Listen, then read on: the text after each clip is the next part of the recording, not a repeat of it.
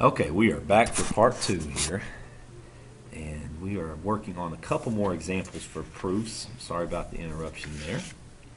And I think if you saw at the very end, we were working on number 4. We're just going to start over here with number 4.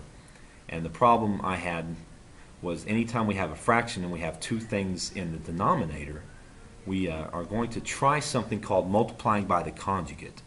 And the conjugate is just change the sign in the middle. So this is my clever form of 1. I'm going to multiply the top and bottom by 1 minus cosine x. So let's see what happens here. I'm going to distribute through the top, and I'm going to have sine x minus sine x times cosine x.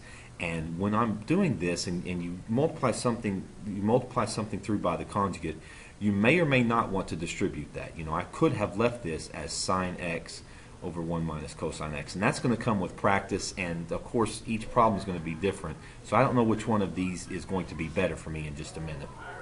And then in the denominator we have 1 minus cosine times 1 plus cosine, and if you FOIL that out, 1 plus cosine times 1 minus cosine, if you FOIL this out, you're going to get 1 minus cosine x plus cosine x, and then minus cosine squared x. And I saw a couple of you doing this today, and would love for you to see eventually that a plus b times a minus b is a squared minus b squared.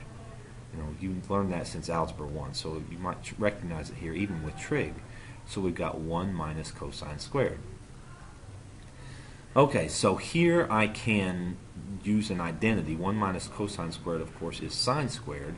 And I can see that I probably should have left this in the previous form, but oh well, it's like watching a movie. You know, I haven't seen this one before, so you got to learn by doing.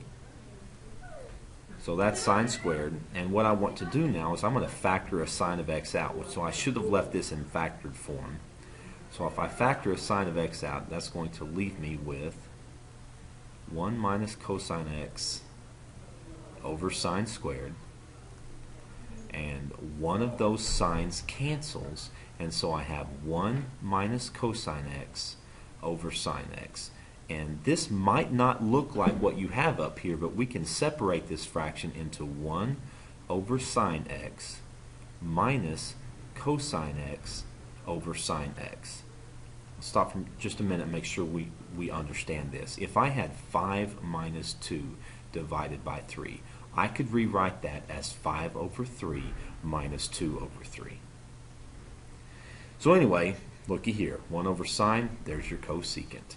Cosine over sine, there's your cotangent, and we have proven it. Alright, last example. I've got two fractions here, and they're supposed to add together to be 1. And there are a few different ways to do this. We can crisscross multiply and do some things here, but I want to show you what happens if we write everything in terms of sine and cosine.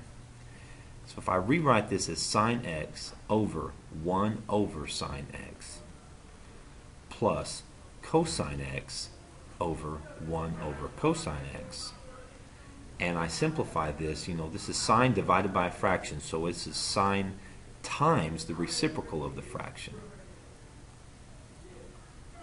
And then this next one is cosine divided by a fraction, which is the same thing as cosine times the reciprocal. And we get sine times sine, which is sine squared, plus cosine squared. And oh boy, you've got to learn this. That equals 1. And looky there, that's what we want it to be. Okay, so just to recap, there are several different ways to approach proofs. I want you to make sure you have that document from your assignments that gives you some hints. And you really need to work as many of these as possible. I don't want to see a lot of divide and conquering tomorrow in your groups. I'd like you to try as many problems as you can not necessarily by yourself, but I want you to be working as many problems as possible. Because the more you get exposed to these kinds of questions, the easier the quiz and test is going to be on you. I'll see you guys tomorrow.